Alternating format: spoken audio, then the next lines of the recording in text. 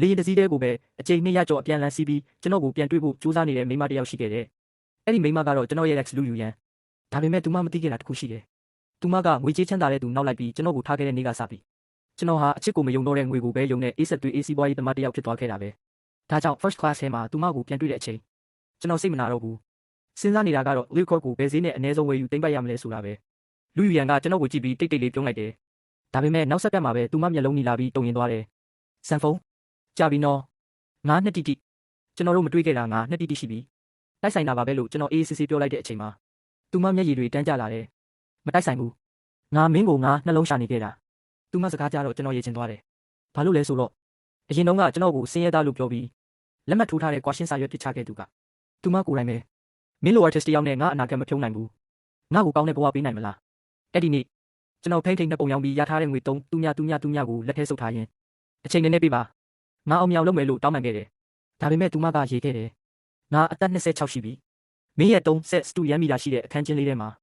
Turpentine အနံ့ခံပြီးအိမ်မက်တွေလိုက်မနေနိုင်တော့ဘူး